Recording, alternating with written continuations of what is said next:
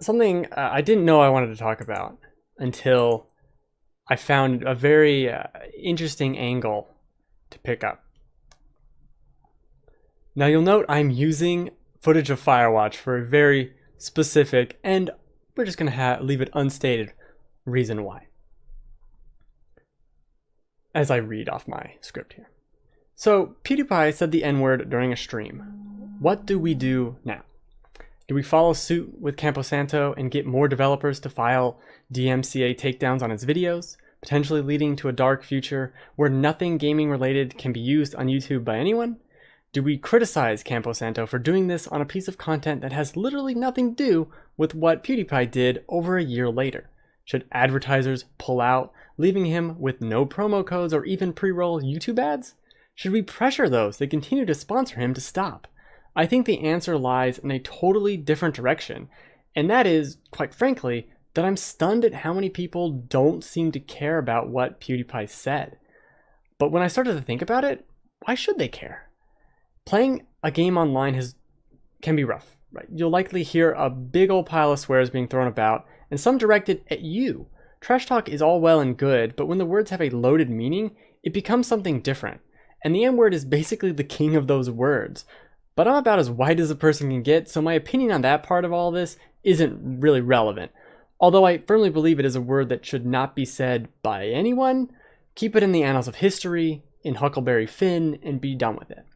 But if you played a game online this year, last year, 10 years ago, you've heard that word and others used in pretty disgusting ways. And I've been trying to figure out what the root of all that could have been. And I think I figured out at least a part of that puzzle. I love South Park. I think it's home to some of the best satire and commentary on today's world. The show is crude and incendiary on purpose, and it's hilarious for it. Truly incredible stuff, but I don't know if everybody watching it gets it. Cartman constantly insults one of his supposed best friends for being Jewish. You've all heard it before, and it's funny. But it's not funny to make fun of Jews, it's funny that Cartman is such an asshole, and he says those things to his friend. Cartman is not the good guy. He's anti-Semitic. Sure, that's because he's a dumb kid, but because we let too many dumb kids watch and grow up with that show and other things like it, we now have a cacophony of anti-Semitic remarks online. People that think phrases like Jew fag aren't ridiculously offensive and are perfectly normal things to say. They are not. Obviously, South Park isn't totally to blame. There are too many other factors to count, but I think you see my point. Millions of people never got the joke. Again, though, trash talk is okay, but harassment with those terms isn't. It feels threatening, unsafe, and the bottom line is that it makes people not want to play games online. Pretty much everyone I know that says they play games online says they either play in party chat with friends or they mute everyone. My experience has been the exact same. I just don't want to hear it, so I shut it off. I'm trying to unwind and play a video game after all. But that isn't new. I was doing that back at the time of Halo 3, and so have a lot of people.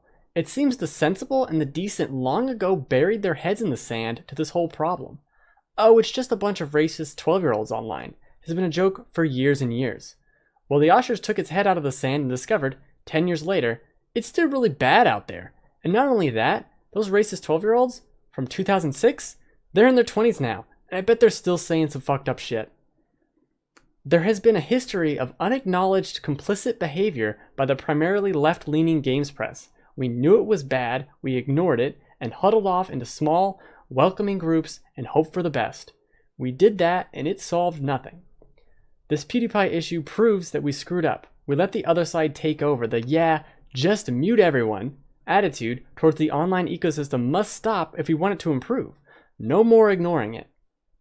There are also people asking why pick on Pewdiepie when there are plenty of others saying much worse things, and saying them more often. I've seen the name iDubbbz, I believe it has come up more than once. Perhaps he and others are much worse, but they aren't as well known, and still don't like what they're saying, but targeting the biggest, most prominent YouTuber is perhaps a better route forward. Complaining against all the lesser known idiots at the same time isn't the same as going after the biggest. It's called strategy. Google it if you're a little confused. And that's why this is all so important right now.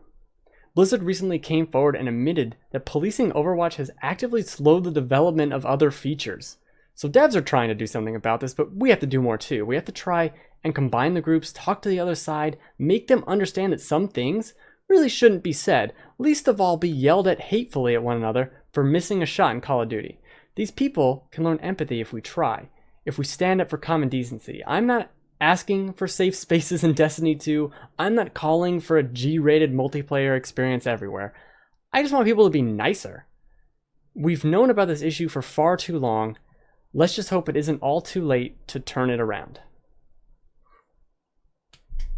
That's what I have to say about it. I think it's pretty sad.